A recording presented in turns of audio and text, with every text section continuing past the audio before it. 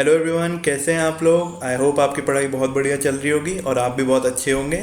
और जो लोग इस चैनल पर नए हैं उनको मैं बता दूं, my name is Abhinav Sekhri. I am a chartered accountant and I cleared my CA final exams with all India rank 22 and I teach SFM to CA final students. Okay, और आज हम पढ़ने वाले हैं डेरिवेटिव्स चैप्टर में फ्यूचर्स का topic. देखो, हम फॉरवर्ड, स्वैप और एफआरए वाले टॉपिक ऑलरेडी कवर कर चुके हैं। इस वीडियो में हम फ्यूचर्स कवर करेंगे और नेक्स्ट वीडियो में हम ऑप्शंस कवर करेंगे। इस तरह से हमारा पूरा चैप्टर हो जाएगा। ओके, और हमेशा की तरह हमारा फोकस कॉन्सेप्ट्स पे रहेगा। जैसा कि मैं हमेशा कहता हूँ, कॉन्सेप्ट्स क्लियर तो एग्जाम्स क्लियर। ठीक है, और हम ये कॉन्सेप्ट बेस्ड रिवीजन करेंगे। आप ध्यान से पढ़ना, सब कुछ समझ आएगा, कहीं पे रटने की जरूरत नहीं है। Okay, so let's begin. तो देखिए, पहली चीज, डेरिवेटिव क्या होता है। डेरिवेटिव की डेफिनेशन आप सभी को पता है। Derivative is something that derives it's value from N underlying asset. तो हम जो फ्यूचर्स पढ़ रहे हैं वहाँ पे फ्यूचर्स की जो वैल्यू डिराइव होती है वो डिराइव होती है on the basis of price of the share. Underlying asset है shares of the company. Shares की प्राइस में जैसे जैसे मूवमेंट होगा वैसे वैसे फ्यूचर्स की प्राइस में भी इफेक्ट पड़ेगा उसका, इसलिए इसको कहा जाता है डेरिवेटिव। ठीक है, डेरिवेटिव होते हैं दो तरह के, एक होते हैं ओटीसी, ओवर द काउंटर, और दूसरे होते हैं एक्सचेंज ट्रेडेड। ओटीसी यानी जो आप बैंक के काउंटर पे जाके, ओवर द काउंटर जैसे नाम से आपको पता चल रहा है कि बैंक से आप जाके डायरेक्टली कर सकते हो। ये आपके लिए कस्टमाइज होता है, आपके लिए ही बनाया जाता है। जैसे फॉरवर्ड कॉन्ट्रैक्ट हुआ, स्वैप हुआ, एफआरए हुआ, ये आपके और बैंक के बीच का अग्रीमेंट है। तो जो भी आप दोनों के बीच अग्रीमेंट होगा वैसा होगा, ये स्पेसिफिकली आपके लिए ही बनाया जाएगा, इसलिए इसको कस्टमाइज कहा जाता है। एक्सचेंज ट्रेडेड क्या होता है, जो एक्सचेंज पे फ्रीली ट्रेड होते हैं। जैसे अपन अपने डीमैट अकाउंट के थ्रू ट्रेड कर सकते हैं, फ्यूचर्स खरीद सकते हैं, शेयर्स खरीद सकते हैं, ऑप्शंस खरीद सकते हैं, ये सब एक्सचेंज ट्रेडेड है। तो ये कस्टमाइज नहीं होता है, ये स्टैंडर्डाइज होते हैं, क्योंकि ऑलरेडी सब कुछ डिसाइडेड होता है। ये क्वांटिटी है, ये प्राइस है, आपको बाय करना है तो करो, वगैरह वगैरह। ओके, एंड क्या कहते हैं, और इसका एक क्वेश्चन आपको अगर पता हो, फॉरवर्ड वर्सेस फ्यूचर का भी एक क्वेश्चन होता है, उसमें यही सब पॉइंट्स ही कवर होते हैं बेसिकली। जैसे फॉरवर्ड है वो ओवर द काउंटर वाला डेरिवेटिव है, तो वहाँ पे काउंटर पार्टी डिफॉल्ट रिस्क है, मतलब सामने वाली पार्टी डिफॉल्ट कर सकती है। एक्सचेंज ट्रेडेड में ऐसा कुछ नहीं होता, क्योंकि बीच में अपने लिए जैसे सेबी बैठा होता है, सेबी गारंटी लेता है कि सब कुछ सिक्योर रहेगा, इसलिए there is no counter party default risk. Okay, तो अब एक्सचेंज ट्रेडेड दो तरह के होते हैं, एक फ्यूचर्स और एक ऑप्शंस। तो अपन ऑप्शंस वाले डेरिवेटिव्स नेक्स्ट वीडियो में कवर करेंगे, आज हम पढ़ने वाले हैं फ्यूचर्स। ओके, तो सबसे पहले हम जानते हैं कि भाई what are futures. Futures are basically contract for betting. हम लोग आइडिया लगा रहे हैं फ्यूचर्स होते क्या है। देखो, जैसे फॉरवर्ड 3 मंथ फॉरवर्ड कॉन्ट्रैक्ट आपको मिल रहा है, तो उसका क्या मतलब होता है, that is the expected spot price after 3 months, exchange rate. ठीक है, एक्सचेंज रेट की क्या, अपना क्या एक्सचेंज रेट होगा 3 महीने बाद, वो होता है फॉरवर्ड कॉन्ट्रैक्ट। वैसे ही फ्यूचर्स होता है क्या स्पॉट प्राइस होगी 3 महीने बाद, उसका आज का एस्टिमेट। देखो, बेसिकली ये सिर्फ आइडिया होता है कि यार हमें लगता है बेस्ड ऑन ऐसे ऐसे ये मूवमेंट होगा, वो मूवमेंट होगा, जो भी होगा हमारा एस्टिमेट है कि 3 महीने बाद ये प्राइस होनी चाहिए, वही फ्यूचर्स कहलाती है। तो अब हम फ्यूचर्स बाय कर सकते हैं, सेल कर सकते हैं। तो बेसिकली हम लोग क्या कर रहे हैं, बैटिंग कर रहे हैं कि यार हमारा आइडिया सही जाएगा या नहीं, क्योंकि किसी को नहीं पता क्या होगा आगे, हो सकता है। देखो, आज की डेट में हम सिर्फ एस्टिमेट लगा रहे हैं, that can be right, that can be wrong, इसलिए हम लोग क्या कर रहे हैं, इसको बैटिंग बोल रहे हैं। ओके, तो बैटिंग के अंदर क्या होता है, one party buys, one party sells. एक बंदा खरीद रहा है, दूसरा बेच रहा है। मैंने खरीदा क्योंकि मुझे लगता है ऊपर जाएगा, ऊपर जाने पे मुझे फायदा होगा। आपने बेचा क्योंकि आपको लगता है नीचे जाएगा, तो आपने सेल कर दिया, आप सस्ते में खरीदोगे तो आपको फायदा होगा। Okay, so buyer is for upside betting and seller is for downside betting. Okay, how is it different from spot market. कि यार देखो, अब आपके मन में यही सवाल आएगा कि यार मेरे को अगर प्रॉफिट कमाना है तो मैं शेयर ही खरीद लूंगा। आज की डेट में अगर खरीद, मुझे लगता है कि शेयर का प्राइस बढ़ने वाला है, तो मैं शेयर खरीद लूंगा ना। तो देखो डिफरेंस क्या क्या है। पहली चीज़ तो ये कि अपना बेसिक मोटिव क्या होता है स्पॉट मार्केट या कैश मार्केट में वर्सेस फ्यूचर्स में। फ्यूचर्स में अपना मोटिव होता है मेनली प्रॉफिट अर्न करना, क्योंकि अपन बेटिंग कर रहे हैं। देखो, हमें लगता है ये प्राइस होगा, उसके बेसिस पे हम पोजीशन ले रहे हैं। स्पॉट या कैश मार्केट में हमारा मोटिव कुछ भी हो सकता है, प्रॉफिट भी हो सकता है, ओनरशिप भी हो सकता है। जैसे आप शेयर्स खरीदते हो तो आप कंपनी के ओनर बन जाते हो, शेयर होल्डर बनते हो, तो आपको वोटिंग राइट्स मिलते हैं, आपको डिविडेंड इनकम मिलता है। ये सब फ्यूचर्स में नहीं होता। तो बेसिकली आपका क्या माइंडसेट है वो मैटर करता है डिसाइड करने में कि क्या अपन चूज कर रहे हैं, स्पॉट या फिर फ्यूचर्स। और अब हाँ, वही सवाल आएगा आपके मन में कि प्रॉफिट तो हम नॉर्मल इक्विटी शेयर्स में भी कमा सकते हैं, तो फिर वाई फ्यूचर्स। क्योंकि देखो, कैश मार्केट के अंदर आपको 100% अमाउंट आज पे करना होगा।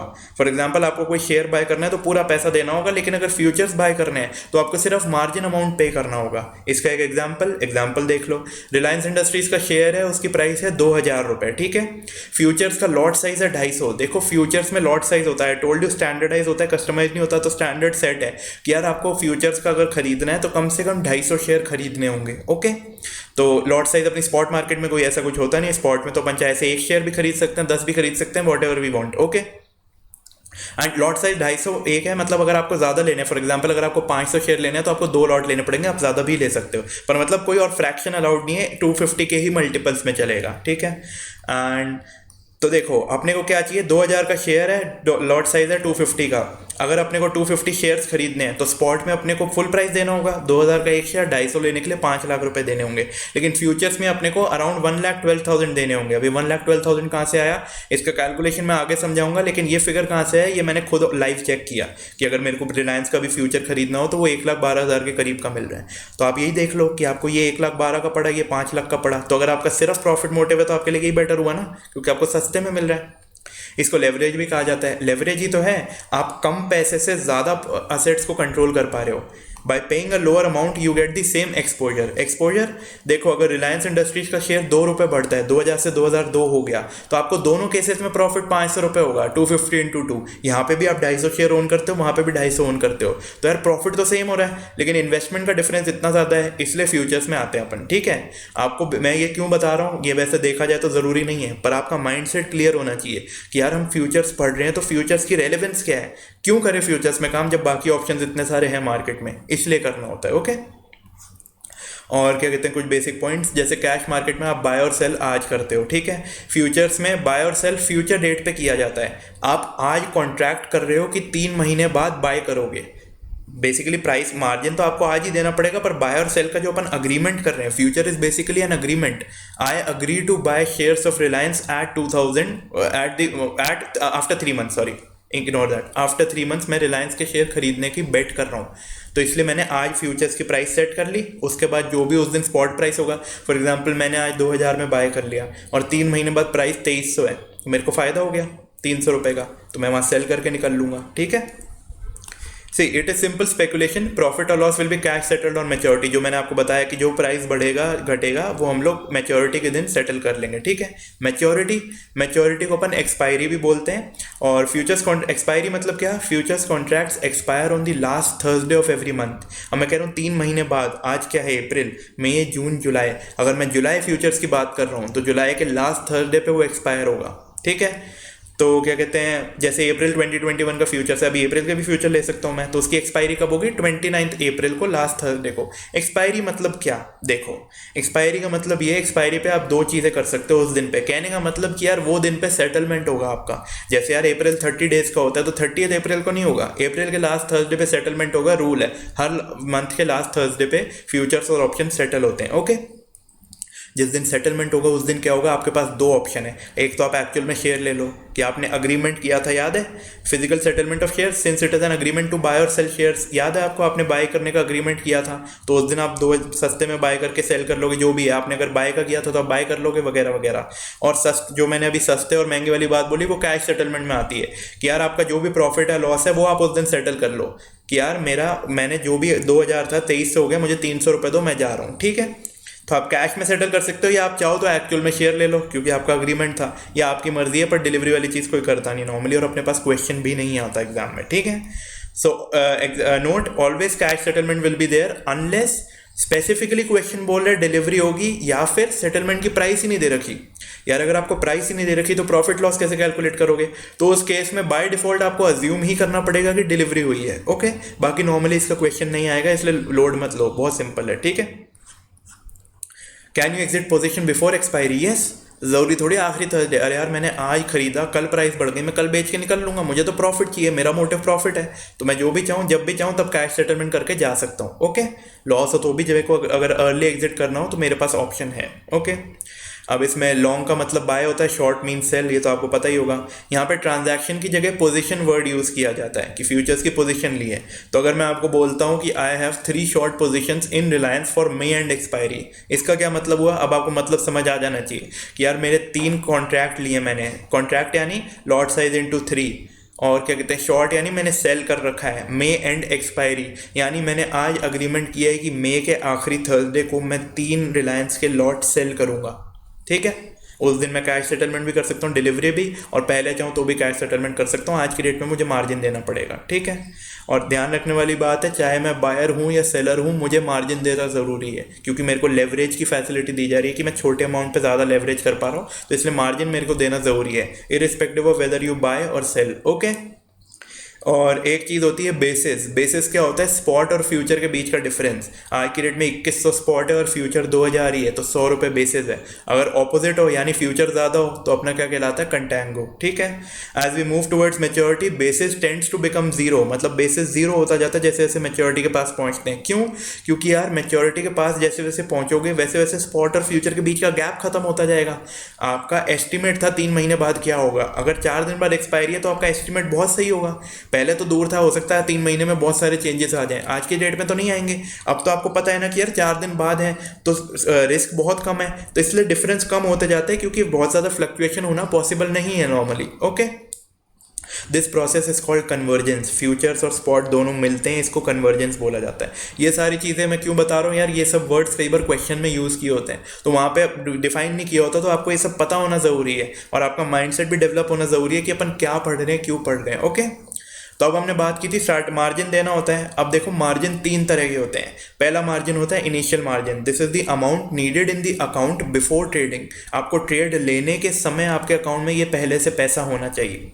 इनिशियल मार्जिन का फॉर्मूला है, इंस्टीट्यूट ने क्लियर बता रखा है, average daily fluctuation plus 3 into standard deviation. ठीक है, ये आपको क्वेश्चन में फिगर्स दिए होंगे, आप इससे सीधा इनिशियल मार्जिन निकाल लेना।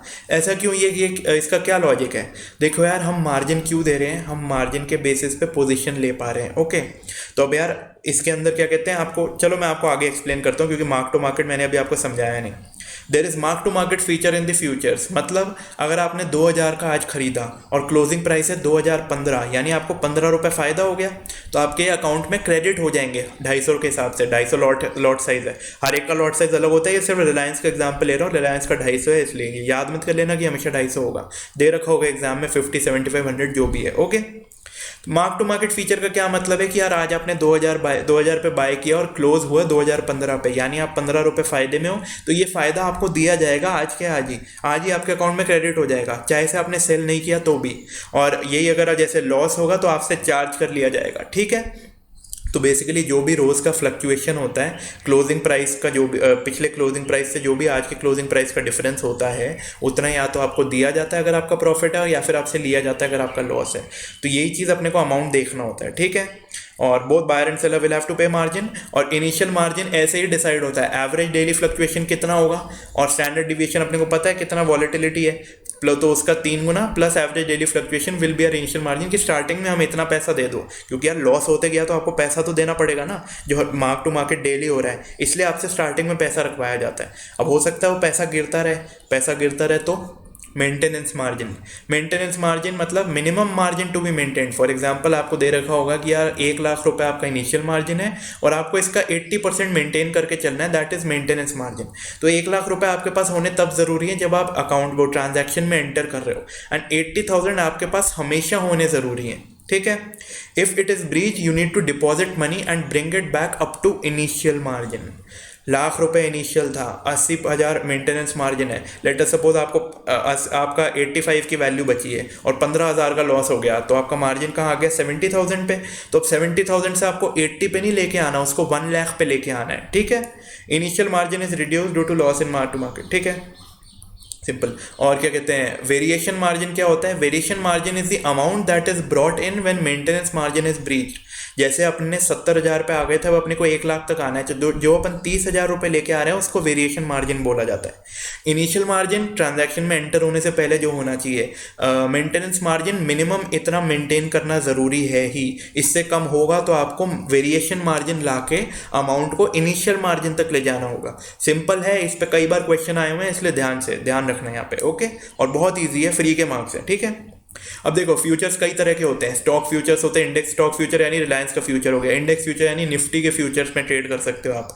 और बॉन्ड्स होते हैं, कमोडिटी फ्यूचर होते हैं, wheat, rice, currency futures, dollar, pound, इनके भी फ्यूचर्स होते हैं। ठीक है, अब देखो ये आपने बहुत बार पढ़ा ही होगा कि मार्केट पार्टिसिपेंट्स कैसे कैसे होते हैं। स्पेकुलेटर, हेजर, आर्बिट्राजर। स्पेकुलेटर कौन होता है? जिसके पास कोई प्राइस बिलीफ होता है, उसको लगता है कि या तो ऊपर जाएगा या नीचे जाएगा। ठीक है, जो भी उसका प्राइस बिलीफ है, उस प्राइस बिलीफ के बेसिस पे वो मार्केट में पोजीशन लेता है, ये जानते हुए कि हो सकता है प्रॉफिट हो सकता है लॉस हो, जो भी होगा वो कैश सेटलमेंट करके निकल जाएगा। ठीक है, उसका मोटिव है प्रॉफिट अर्न करना। हेजर कौन होता है? जिसका ऑलरेडी एक्सपोजर है, उसकी ऑलरेडी कोई पोजीशन है और उसको डर है कि मुझे लॉस ना हो जाए, इसलिए वो एक दूसरी पोजीशन में एंटर करता है। क्यों? ताकि अगर पहली पोजीशन में लॉस हो तो इस वाली पोजीशन में प्रॉफिट हो, ताकि वो कंपेंसेट हो जाए। ठीक है, इसका मोटिव है to protect himself from loss, उसका मोटिव होता है टू अर्न प्रॉफिट। ठीक है, माइंडसेट का फर्क है। आर्बिट्राजर कौन होता है? बड़े बड़े इंस्टीट्यूशन होता है, सोफिस्टिकेटेड एंटिटीज होती हैं। इन लोगों का काम क्या होता है? टू आइडेंटिफाई मिस प्राइसिंग, कि क्या प्राइस होनी चाहिए और क्या प्राइस है।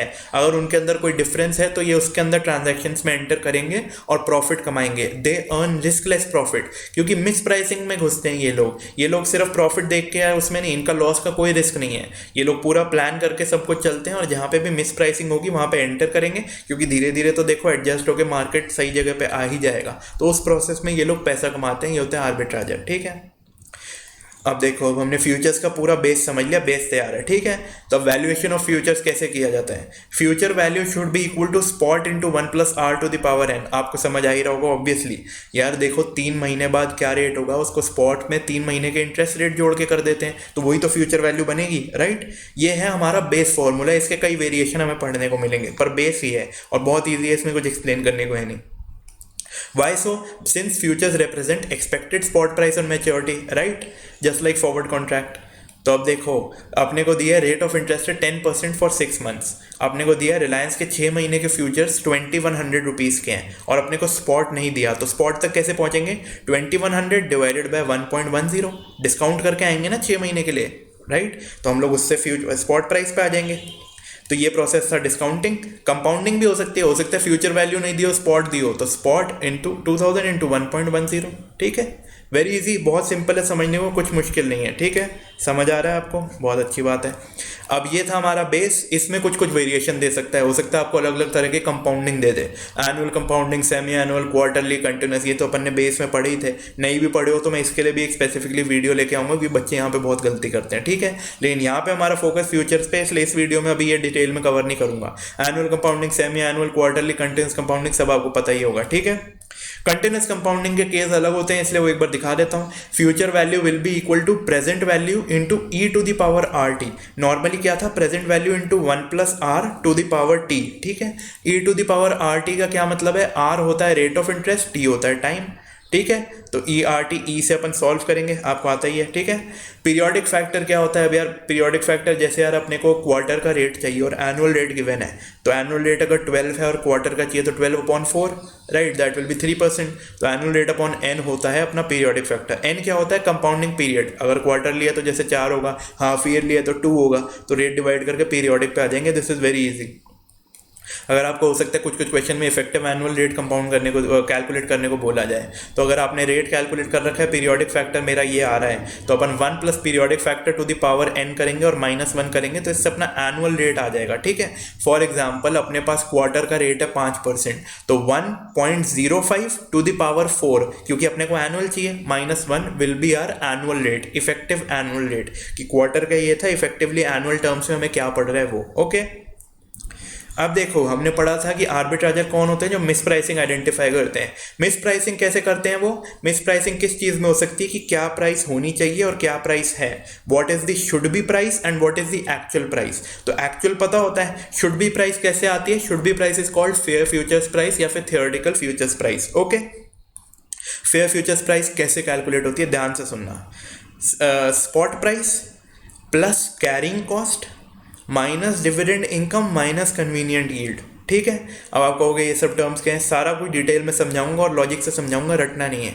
Spot price plus carrying cost is also called cost of carry model, COC आपने पढ़ा ही होगा। ठीक है, पहली चीज़ तो देखो, फ्यूचर्स प्राइस पे अपन जाना चाहते हैं कि क्या फ्यूचर्स प्राइस होनी चाहिए, तो उसमें अपन स्पॉट में कुछ एडजस्टमेंट करके ही वहाँ पे पहुँच पाएंगे, राइट। जैसे अभी तक अपन क्या कर रहे थे? स्पॉट में इंटरेस्ट जोड़ रहे थे, PV into 1 + r⁻n equal to FV, present value में कंपाउंडिंग करके फ्यूचर वैल्यू पे आ रहे थे। ठीक है, वैसे कई और फैक्टर भी होते हैं। स्पॉट प्राइस में क्या ऐड करेंगे? कैरिंग कॉस्ट, पहली चीज़ स्टोरेज कॉस्ट, दूसरी चीज़ इंटरेस्ट कॉस्ट। ठीक है, ऐसा क्यों? ऐसा इसलिए कि यार देखो, हम लोग क्या कर रहे हैं, हम लोग ये देखना चाहते हैं कि भाई स्पॉट में जो जो खर्चे होते थे वो फ्यूचर में नहीं होंगे, राइट। तो अपन उनको ऐड करेंगे, क्योंकि फ्यूचर्स की प्राइस उतनी बढ़नी चाहिए। और स्पॉट में जो जो इनकम होती थी वो फ्यूचर में नहीं होगी, तो हम लोग वो इनकम को रिड्यूस करेंगे। तो बेसिकली ये है हमारा एक्सपेंडिचर और ये है हमारी इनकम्स। ठीक है, अब ये है क्या क्या? पहली चीज कैरिंग कॉस्ट। कैरिंग कॉस्ट है टू कंपोनेंट, स्टोरेज कॉस्ट और interest cost. For example storage cost, अगर आप स्पॉट में गोल्ड खरीदते हो, मार्केट में आप जाके गोल्ड खरीद के लाते हो, तो आप गोल्ड जो घर पे लेके आओगे उसको आप बैंक के लॉकर में रखोगे या कहीं सिक्योर रखोगे, तो आपको बैंक के लॉकर के चार्जेस पे करने पड़ेंगे, राइट। ये हो गई आपकी स्टोरेज कॉस्ट जो स्पॉट में खरीदने पे लग रही है लेकिन फ्यूचर पे नहीं लगेगी, तो इसलिए अपन प्राइस में जोड़ देंगे। ओके, तो ये हो गई जैसे गोल्ड की स्टोरेज कॉस्ट। दूसरी चीज़ है इंटरेस्ट कॉस्ट।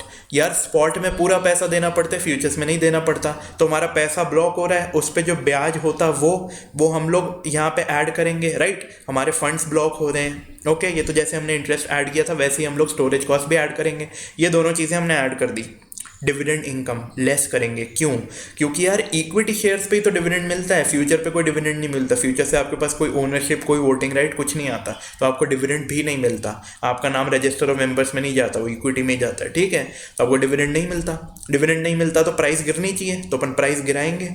और कन्वीनियंस यील्ड, कन्वीनियंस यील्ड क्या? कन्वीनियंस यील्ड यानी, एग्जाम्पल से समझाता हूँ आपको। एग्जाम में तो यार देखो, या तो एब्सोल्यूट टर्म में अमाउंट दिया होगा या फिर परसेंटेज टर्म में दिया होगा, अपने को तो उससे सीधा सोल्व करना है, पर अपने को लॉजिक पता होना चाहिए, क्योंकि एग्जाम में जाके आप कंफ्यूज होगे क्या प्लस क्या माइनस। लॉजिक याद रहेगा तो आप गलती नहीं करोगे। कन्वीनियंस यील्ड क्या होता है? फॉर एग्जाम्पल आजकल देखो जैसे कोविड का टाइम चल रहा है, आपके पास घर पे वीट पड़ा है। फॉर एग्जाम्पल आपने अपन क्या कंपेयर कर रहे हैं? Wheat buying in the spot market, कि आप गेहूं खरीद के ले आए मार्केट से, वर्सेस वीट कमोडिटी फ्यूचर आपने मार्केट में खरीदा शेयर मार्केट में, ठीक है।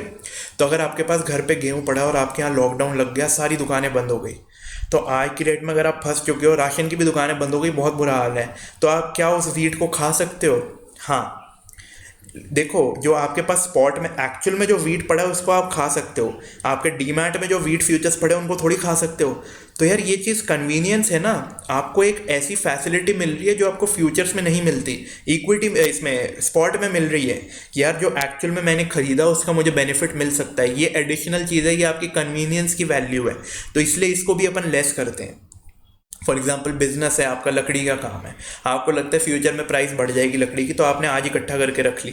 आजकल बिजनेस तो चल नहीं रहा तो भी आपने स्टोर करके रख ली, राइट। कल को प्राइस बढ़ गई तो, या फिर क्या कहते हैं, आपके पास एकदम से ऑर्डर आ गया, लेट अस सपोज आपके पड़ोसी ने ऑर्डर दे दिया, आप यार मार्केट में दुकान नहीं खोल सकते, पड़ोसी को तो दे सकते हो ना माल आज की डेट में, अब उसको वुड चाहिए थी तो आप प्रॉफिट के साथ उसको दे दोगे। पर यही अगर आपके पास वुड के फ्यूचर्स हैं तो आप उसको वुड नहीं दे सकते, या फिर आपको अपने घर में फर्नीचर बनाना है तो आप वहाँ वुड नहीं लगा सकते, क्योंकि फ्यूचर्स हैं आपके पास डीमैट में, असली वुड से वो काम हो सकता है। तो ये है कन्वीनियंस यील्ड, कि आपको कोई फैसिलिटी मिल रही है स्पॉट में या एक्चुअल में खरीदने की वजह से, तो इसलिए अपन इसको लेस करते हैं। अब देखो, ठीक है, आप चारों का मतलब समझ गए। अब एक्चुअल में ऐसा क्यों कर रहे हैं? फॉर एग्जाम्पल यार स्पॉट में से डिविडेंड लेस क्यों कर रहे हैं? सिंपल सा पॉइंट बताता हूँ कि यार जो स्पॉट प्राइस है उसमें ऑलरेडी डिविडेंड का इफेक्ट होगा। 150 रुपये 200 रुपये का शेयर है, 200 इज द प्राइस, 10 रुपये डिविडेंड मिलता है, तो वो 10 का इफेक्ट ऑलरेडी स्पॉट प्राइस में होगा, राइट। होगा, आपको नहीं लग रहा होगा? मैं आपको बताऊं, अरे यार मेरे पास अगर शेयर है, आप मुझसे खरीदने आओ, तो मैं आपसे वो 10 रुपये भी चार्ज करूंगा ना, क्योंकि वो डिविडेंड इनकम अब आपको मिलेगी, तो वो स्पॉट में ऑलरेडी इफेक्ट आ चुका होता है, इसलिए वो इफेक्ट हटा रहे हैं, इसलिए लेस कर रहे हैं। ऐसे ही कैरिंग कॉस्ट का इफेक्ट डाल रहे हैं, ऐसे ही हम कन्वीनियंस यील्ड का इफेक्ट रिड्यूस कर रहे हैं। जो देखो हर चीज़ का इफेक्ट ऑलरेडी डला हुआ है, हम सिर्फ रिवर्सल कर रहे हैं, ठीक है। अब यार पैसा ब्लॉक होता है, उसका ब्याज ऑलरेडी इंक्लूड हो चुका होगा, तो इसलिए ये लेस अट्रैक्टिव बनता है, लेकिन हम फ्यूचर्स पे जा रहे हैं इसलिए प्राइस इंक्रीज करनी है, इसलिए ऐड करना है, ठीक है। तो फेयर फ्यूचर्स प्राइस या theoretical futures price will be spot plus carrying cost minus dividend income minus convenience yield, okay. और क्या कहते हैं, क्रक्स, हमारा सिंपल सा क्रक्स है कि हम स्पॉट से फ्यूचर्स की जर्नी डिसाइड कर रहे हैं, कि हम एक स्पॉट पे खड़े हैं, हमें फ्यूचर्स तक पहुंचना है, तो जो जो रास्ते में एडजस्टमेंट आएंगे उन सबको अपन सेट ऑफ करते जाएंगे, तो we are making the respective adjustments, okay. All will be at different points of time. अब क्वेश्चन में दिक्कत ये आएगी, कोई 3 महीने बाद, कोई 6 महीने, कोई 9 महीने, सो ईदर डिस्काउंट और compound as per the question. Question आपको कुछ भी बोल सकता है, नॉर्मली आपको सब कुछ T0 पे ही लेके आना होगा, क्वेश्चन ऐसा ही होगा, इतना कॉम्प्लिकेटेड क्वेश्चन नहीं आता, फिर भी मैंने आपको बता दिया कि अगर आए तो क्या करना है। So normally everything will have to be brought at t equal to 0, that is today क्यों? ये माइंड, इस चीज़ का भी लॉजिक है, ऐसा क्यों? क्योंकि यार हम क्या कर रहे हैं, हम कर रहे हैं कैलकुलेट थियोरेटिकल फ्यूचर्स प्राइस या फेयर फ्यूचर्स प्राइस, कि फ्यूचर्स की क्या प्राइस होनी चाहिए। और एक्चुअल फ्यूचर्स प्राइस हमें पता है, तभी तो हम मिस प्राइसिंग आइडेंटिफाई करके ट्रांजैक्शन में एंटर करेंगे। तो आज ही तो एंटर करेंगे ट्रांजैक्शन में, आज से 3 महीने बाद का फ्यूचर है तो हम आज ही तो मिस प्राइसिंग आइडेंटिफाई करके ट्रांजैक्शन में एंटर करेंगे। इसलिए आज सब कुछ कैलकुलेट किया जा रहा है टू इवैल्यूएट एवरीथिंग, इसलिए everything has to be brought to at t equal to 0। Okay, note, just focus on the concept, simple. देखो यार, सिर्फ कॉन्सेप्ट पे चलो, डरो मत, कुछ मत, हो सकता है कुछ कुछ बातें सुनने में अजीब सी लगे, पर बहुत सिंपल है। आप हर चीज़ का लॉजिक याद रखो, आप क्वेश्चन कोई भी सॉल्व कर सकते हो, ठीक है। आपको कौन कौन से कॉन्सेप्ट ध्यान रखने हैं? फ्यूचर्स क्या होता है, टाइम वैल्यू के कॉन्सेप्ट आपको आने चाहिए कि यार कैसे पुल करते हैं, क्या कंपाउंड होता है, और कंपाउंडिंग में क्या क्या जो वेरिएशन आता है, annual, semi annual, quarterly, continuous, ये आपको आना चाहिए। सिर्फ 3 कॉन्सेप्ट आने चाहिए, आपका पूरा टॉपिक खत्म है, ठीक है। Don't learn different types of questions. आपको टीचर रटवाएंगे कि यार अगर रेट ऑफ इंटरेस्ट दिया तो ये करना है, डिविडेंड इनकम दिया तो ये करना है, कुछ नहीं रटना। आपको हर एक चीज़ का लॉजिक पता है, आपको हर चीज़ पता है, प्लस करनी है, माइनस करनी है, उस हिसाब से सॉल्व करना है, ठीक है।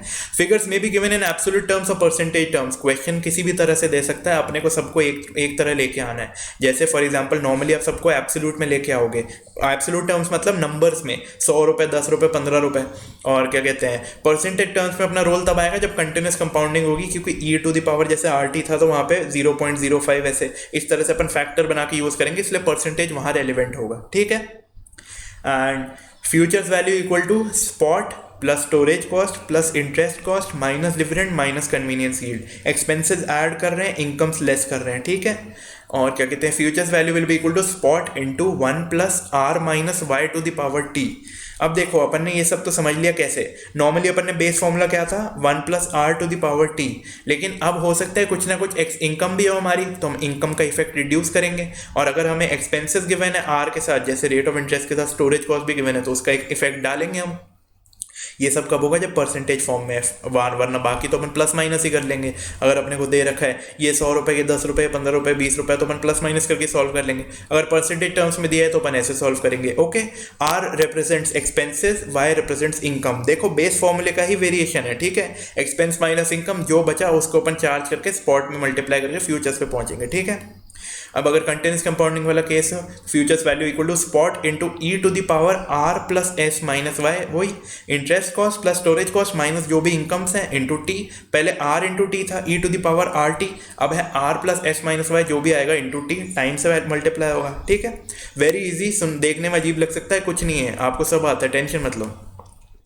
Are rate of interest, S storage cost, income, dividend या कंटिन्यूअस यील्ड जो भी हो, और T is time. Note, be very careful about time period. आप क्वेश्चन में गलती कॉन्सेप्ट में नहीं करोगे, आप टाइम पीरियड में गलती करोगे। मैं बार बार बोल रहा हूँ, आपको compounding time value of money आना चाहिए, वहाँ पे गलती नहीं करनी, घबराना नहीं है, धीरे धीरे चलना है। Can be done only when everything at the same level. हाँ, ये चीज़ का ध्यान रखो कि यार जो आप प्लस माइनस कर रहे हो वो सब कुछ सेम पॉइंट ऑफ टाइम पे होना चाहिए। डिविडेंड इनकम 6 महीने बाद है, स्पॉट प्राइस आ जाए, फ्यूचर आ जाए, तो आप आज प्लस माइनस नहीं कर सकते, आप उसको 6 मंथ्स डिस्काउंट करोगे, आज लेके आओगे, फिर एडजस्टमेंट करोगे। B very careful. अब देखो डिविडेंड हो सकता है 3 तरह से गिवन हो, डिविडेंड रेट होता है, डिविडेंड यील्ड होता है, डिविडेंड पे आउट होता है। पूरे एसएफएम में काम आएगी ये चीज़। डिविडेंड रेट हमेशा फेस वैल्यू पे होता है, फेस वैल्यू पे रेट दिया जाता है। 20% डिविडेंड यानी फेस वैल्यू का 20% दिया जाएगा। 20% ऑफ मार्केट वैल्यू नहीं होता, कंपनी बर्बाद हो जाएगी। यील्ड क्या होता है, यील्ड अपना को वर्ड से ही पता चल रहा है, जो अपन इनकम अर्न करते हैं, ये प्राइस पे होता है, ठीक है। तो डिविडेंड यील्ड अगर 10% है तो मतलब वो प्राइस पे आपका जितना इन्वेस्टमेंट है उस पर 10% यील्ड आपको दिया जा रहा है। डिविडेंड पे आउट कंपनी का पॉइंट ऑफ व्यू से होता है। तो अर्निंग पर शेयर, अगर अर्निंग पर शेयर 10 रुपये है, पे आउट 80% है, तो 8 रुपये डीपीएस आएगा, dividend per share. Sorry for the interruption. चलो हम अब एक एग्जांपल देखते हैं जिससे आपको ये सब कुछ समझ में आ जाएगा। स्पॉट प्राइस रिलायंस की आज है 2000 as on 1/4/21। Okay, rate of interest है 24% पर एनम कंपाउंडेड मंथली। मैंने सिंप्लिसिटी के लिए ऐसा लिया, यानी 2% पर मंथ हो गया। Okay, dividend is paid every 6 months, 200 रुपये हर 6 महीने में दिए जाएंगे, लास्ट पेड ऑन 1/1/21। और स्टोरेज कॉस्ट हर 9 महीने में इंकर होती है 900 रुपये, लास्ट पेड ऑन 1/1/21। ठीक है, कैलकुलेट 3 मंथ फ्यूचर्स प्राइस। तो देखो ये सारा डेटा सुनने में अजीब लग रहा है, हम इसको टेबल फॉर्म में अरेंज करेंगे, बहुत इजीली समझ में आ जाएगा। 1/4/21 हमारा आज का पॉइंट ऑफ टाइम है जब आज की स्पॉट प्राइस है 2000। ओके, डिविडेंड और स्टोरेज कॉस्ट दोनों 1/1/21 को इंकर हुए थे, इसके बाद इंकर होंगे 1/7/21 को डिविडेंड मिलेगा और 1/10/21 को स्टोरेज कॉस्ट इंकर होगी वंस एवरी 9 मंथ्स। ठीक है, आज की डेट में हम 1/4/21 पे खड़े हैं, तो सब कुछ आज की डेट पे लेके आना है क्योंकि हम आज कैलकुलेट कर रहे हैं। ओके, और क्या कहते हैं, हमारा जो डिविडेंड है हाँ ठीक है, तो हमारे लिए और 3 मंथ हमें फ्यूचर्स प्राइस चाहिए, तो हमारे लिए रेलिवेंट पीरियड क्या हुआ 1421 से 1721 कि इस 3 महीने के लिए क्या क्या फैक्टर्स अफेक्ट कर रहे हैं। ओके, तो अब मैं आपको एग्जांपल से समझाता हूँ। देखो डिविडेंड जो है हमारा 1721 पे है, मैंने आपको बताया था अपन सब कुछ प्रेजेंट वैल्यू करके आज के पॉइंट ऑफ व्यू पे पॉइंट ऑफ टाइम पे लेके आएंगे। तो डिविडेंड की इनकम को 3 महीने पीछे पुल करेंगे। क्या पूरे 200 को पुल करना ठीक है? नहीं। ऐसा क्यों? ऐसा इसलिए क्योंकि देखो ये जो डिविडेंड इनकम है ये तो 6 मंथ्स की इनकम है। 6 महीने के लिए 200 रुपये डिविडेंड दिया जा रहा है। हमारे लिए रेलिवेंट पीरियड तो सिर्फ इतना है ना, क्योंकि हम आज 1421 पे कैलकुलेट कर रहे हैं, तो 3 महीने के डिविडेंड का तो इफेक्ट ऑलरेडी आ चुका होगा शेयर प्राइस में। 3 महीने के डिविडेंड का इफेक्ट आना बाकी है। तो हम लोग 200 अगर 6 मंथ्स के लिए, तो 100 3 मंथ्स के लिए हुआ। हम 100 रुपीज़ हमारी इनकम है जुलाई में, उसको हम 3 मंथ्स पीछे पुल बैक करके लाएंगे 100 रुपीज़ को। सेम चीज़ स्टोरेज कॉस्ट के साथ 9 मंथ्स 900, 6 मंथ्स पीछे पुल बैक करके लाएंगे। ठीक है। पास डेटा इज इररेलेवेंट, पहले वाला डेटा देख के कंफ्यूज मत होना। हम जिस पॉइंट पे खड़े हैं, हमें सिंपल जो मैंने आपको बात बताई, स्पॉट से फ्यूचर्स की जर्नी तय करनी है हमें। ठीक है, तो उसी चीज़ को माइंड में लेके चलो। रेलिवेंट पीरियड हमारे लिए 1421 से 1721 है। ऐसा क्यों? क्योंकि हम 3 मंथ फ्यूचर्स प्राइस कैलकुलेट कर रहे हैं, तो हम डिविडेंड भी 3 महीने का रिड्यूस करेंगे, मैंने आपको बता ही दिया। हमारे लिए रेलिवेंट डेट है 1421, since all calculations will be done today, so everything has to be pulled back till today. आज के पॉइंट ऑफ व्यू पे सबको लेके आएंगे, सारे फिगर्स की प्रेजेंट वैल्यू की जाएगी और आज प्लस माइनस करके कैलकुलेट किया जाएगा कि क्या फेयर फ्यूचर्स प्राइस होनी चाहिए। उसको एक्चुअल से कंपेयर करके मिस प्राइसिंग आइडेंटिफाई की जाएगी। ओके, और क्या कहते हैं, it is very easy, just understand. इसको रटने की ज़रूरत नहीं है, सिर्फ समझो, आप सब समझ पा रहे होगे। नॉर्मली क्वेश्चन इससे आसान ही आएगा। मैं जो पॉइंट कवर कर रहा हूँ, मैं कोशिश कर रहा हूँ कि आपको मुश्किल से मुश्किल चीज़ें बता सकूँ। नॉर्मली टाइम पीरियड का आएगा ही नहीं, वो आपको सिंपल अमाउंट दे देगा और कैलकुलेट करने को बोलेगा। वेरिएशन क्या क्या आ सकते हैं? वही अलग अलग तरह की कंपाउंडिंग हो सकती है, या फिर एक्चुअल अमाउंट की जैसे जगह हमें परसेंटेज दिया हो 10% डिविडेंड, वो फिर हमने वो देखेंगे रेट है, यील्ड है, क्या है। ठीक है। We have learn how to calculate fair futures price. What if actual price is different? Fair future price पता चल गया, एक्चुअल डिफरेंट है, तो आर्बिट्राज पॉसिबल है। Arbitrage opportunity exist due to mispricing. And crux क्या होगा इस पूरी चीज़ का? We will sell what is expensive and we will buy what is cheap. यानी हम एक्चुअल को बाय या सेल कर सकते हैं। ये तो आपको पता है, हम फेयर वाले को तो बाय सेल कर नहीं सकते, तो हम ये देखेंगे कि एक्चुअल वाला अंडर प्राइस है या ओवर प्राइस है। ओवर प्राइस है तो हम उसको बेच लेंगे और दूसरा रूट ले लेंगे स्पॉट वाला, और अगर अंडर प्राइस है तो उसको खरीद लेंगे और स्पॉट वाली साइड सेल कर लेंगे। ठीक है। फॉर एग्जाम्पल, अगर actual is greater than fair price, तो वी विल सेल फ्यूचर, क्योंकि एक्चुअल ज़्यादा है, एक्चुअल को बेचेंगे हम और हम स्पॉट में खरीद लेंगे। ठीक है। अब स्पॉट में खरीदेंगे तो खरीदने के लिए पैसा चाहिए। पैसा कहाँ से आएगा? पैसा हम बोरो करेंगे। ठीक है। और कितने टाइम के लिए बोरो करेंगे? जितना हमारा मैच्योरिटी पीरियड है। तो इस केस में क्या होगा? हमें डिविडेंड इनकम रिसीव होगी। क्यों? क्योंकि हमने शेयर्स बाय किए हैं, फ्यूचर सेल किया है, स्पॉट बाय किया है, तो शेयर्स बाय किए हैं तो डिविडेंड इनकम मिलेगी।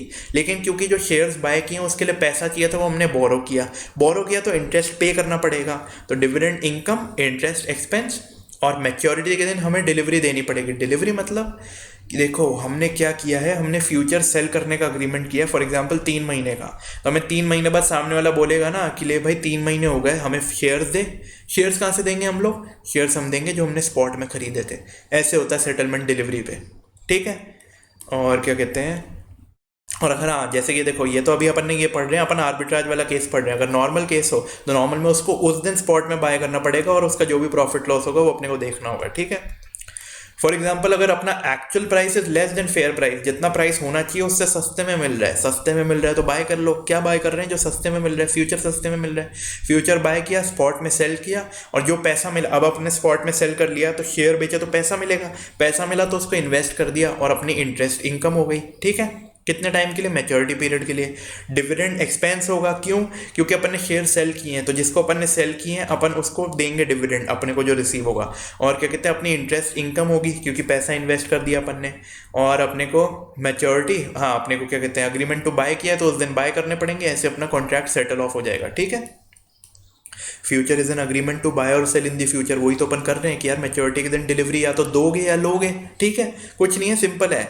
First, cash flows will be calculated at t equal to 0 और t equal to expiry. Arbitrage वाले क्वेश्चन में अपने को दोनों पॉइंट ऑफ टाइम पे कैश फ्लो कैलकुलेट करने होंगे। t इक्वल टू 0, अरे यार अगर अपना पैसा इन्वेस्ट हो रहा है, फॉर एग्जांपल अपन ने वो किया, शेयर स्पॉट में बाय किए, तो पैसा लगेगा, वही पैसा बोरो करेंगे, तो स्टार्टिंग में भी कैश फ्लो हो रहा है अपना, इनफ्लो आउटफ्लो, और एंड में भी होगा। एंड में क्यों? मैच्योरिटी के टाइम पे जो होगा प्रॉफिट और लॉस हमेशा मैच्योरिटी पे कैलकुलेट होगा, राइट। उस पॉइंट ऑफ टाइम पे ही तो अपन कर कमा पाएंगे। देखो अपना यही तो था कि अपना वो 3 महीने बाद अपना क्या पोजीशन होगी, आज की डेट में थोड़ी कमा पाएंगे। अपन ने 3 मंथ फ्यूचर्स में आर्बिट्राज करना है, अपने को मिस प्राइसिंग मिल गई इसलिए अपन ने आज सस्ते में खरीद लिया, लेकिन एक्चुअल प्रॉफिट या लॉस तो मैच्योरिटी वाले दिन होगा। ठीक है, तो ये चीज़ याद रखनी है कि कैश फ्लो दोनों पॉइंट ऑफ टाइम पे होंगे, लेकिन प्रॉफिट और loss will always arise at expiry and not today. Okay, ये हो गया आर्बिट्राज की बात। अब hedging, hedging transaction exposure through future, ये सब स्टडी मैट के टॉपिक्स का नाम है, उसी हिसाब से मैं पढ़ा रहा हूँ। ठीक है, तो हम ट्रांजैक्शन एक्सपोजर को हेज कर रहे हैं थ्रू। हाँ जी, तो बेसिकली अपना माइंड सेट क्या होगा, देखो हमारा कोई एग्जिस्टिंग एक्सपोजर है जिसमें हमें डर है कि हमें लॉस हो सकता है, तो इसलिए हम एक ऐसी पोजीशन में एंटर करेंगे जिससे वो लॉस कंपेंसेट हो जाए। यही तो हेजिंग कहलाता है कि हमारा इधर लॉस होगा तो उधर प्रॉफिट हो जाएगा, तो सेट ऑफ हो जाएगा। फॉर एग्जाम्पल, मैंने रिलायंस के शेयर खरीद रखे हैं, मुझे डर है यार शेयर की प्राइस गिर गई तो मुझे लॉस हो जाएगा, तो मैं अपने आप को हेज करने के लिए क्या करूँगा, फ्यूचर्स में अपन हेजिंग कर रहे हैं तो मैं क्या करूँगा, ऐसी चीज़ करूँगा जिससे शेयर प्राइस अगर गिरे तो भी मुझे फ़ायदा हो। ठीक है, तो हम हेजिंग यहाँ पे इंडेक्स के थ्रू करते हैं, यानी मैं निफ्टी के फ्यूचर्स में हेजिंग करूंगा, पहली चीज़। दूसरी चीज़ मैं क्या करूंगा, मैं सेल करूंगा। क्यों मैं सेल करूंगा, तो मार्केट गिरेगा तो मुझे फ़ायदा होगा, मैं सस्ते में बाद में खरीद लूंगा तो मेरा प्रॉफिट होगा। मेरे को यही तो डर है कि मार्केट गिर गया, मेरा शेयर गिर गया तो मुझे लॉस हो जाएगा, तो अगर मैंने वहाँ पर बेच दिया फ्यूचर्स और फिर बाद में सस्ते में खरीद लिया गिरने पर, तो यहाँ पर जो मुझे लॉस होगा वही वहाँ पर प्रॉफिट हो जाएगा, तो मेरी पोजिशन हेज हो गई। इसी को तो हेजिंग कहते हैं, right. And hedging will be done through index futures, ये मैं ऑलरेडी बता चुका हूँ। और इसके अंदर कोई डिलीवरी नहीं होती, ये चीज़ भी बता दूँ, जैसे मैंने आपको बताया था या तो कैश सेटलमेंट होती है, डिलीवरी होती है, इंडेक्स में नहीं होती। ऑब्वियसली यार निफ्टी को कहाँ से डिलीवर कर सकते हो, निफ्टी कोई शेयर थोड़ी है, ये तो सिर्फ फ्यूचर्स में आपको बेटिंग करने के लिए दिया हुआ है कि निफ्टी के फ्यूचर्स भी अवेलेबल है। ठीक है, अब देखो मेरे पास 5 लाख के शेयर थे रिलायंस के, मुझे टेंशन थी कि यार मेरा मार्केट में शेयर गिर गया या मार्केट क्रैश हो गया तो मुझे लॉस हो सकता है, तो उससे सेफ गार्ड करने के लिए मैं अपना फ्यूचर्स में एंटर करूंगा। तो यार मेरे को क्या पोजीशन लेनी होगी, what is the value of position to be taken. मतलब देखो मेरे 5 लाख के शेयर थे, लेकिन मार्केट में जो मेरा शेयर प्राइस और एक इंडेक्स में जो रिलेशन होता है उसको बीटा कहते हैं। If market moves bye 1 share price will move by 2, तो इसको अपन बीटा ऑफ 2 बोलते हैं। ये तो आपको पता है ना, बीटा पोर्टफोलियो मैनेजमेंट में पढ़ा है। तो यार अगर मेरा 5 लाख का एक्सपोजर है और मेरा बीटा 2 का है, तो मेरे को 10 लाख का हेज करना पड़ेगा। मतलब मुझे 10 लाख के फ्यूचर बेचने पड़ेंगे टू बी सिक्योर। ऐसा क्यों, क्योंकि यार अगर मार्केट 5 लाख से मूव करेगा तो मेरा शेयर तो 10 लाख से मूव करेगा ना। आप समझ पा रहे हो क्या। तो मेरे को इसलिए ये हेजिंग करने के लिए मेरे को बीटा से मल्टीप्लाई करना ज़्यादा ज़रूरी है, बहुत ज़रूरी है। ठीक है, नंबर ऑफ कॉन्ट्रैक्ट्स क्या होंगे आपको एग्जांपल के साथ सब समझ आ जाएगा, ध्यान से सुनते रहो आप। नंबर ऑफ कॉन्ट्रैक्ट से होगा वैल्यू ऑफ पोजीशन, जो अभी ऊपर वाले स्टेप में है। यार हमें 10 लाख का हेज चाहिए और divided by value of 1 future contract. अगर एक कॉन्ट्रैक्ट 1 लाख का है तो आपको 10 कॉन्ट्रैक्ट करने पड़ेंगे ना 10 लाख का हेज करने के लिए, वेरी इजी। और ये वैल्यू ऑफ 1 फ्यूचर कॉन्ट्रैक्ट कैसे आती है, वैल्यू इंटू लॉट साइज, आपका जो भी फ्यूचर्स का प्राइस है मल्टीप्लाइड बाय लॉट साइज, क्योंकि आप सिंगल तो खरीद नहीं सकते। तो लॉट अगर 10,000 इंटू 10 है तो 1 लाख, और 10 लाख डिवाइडेड बाई 1 लाख, यानी 10 कॉन्ट्रैक्ट लेने पड़ेंगे। कॉन्ट्रैक्ट किस चीज़ के, फ्यूचर्स के, किस चीज़ के, सेल के। ठीक है, रिलायंस के शेयर है 5 लाख के, बीटा है 2 का, एक निफ्टी 10,000 की है, लॉट साइज है 20 का।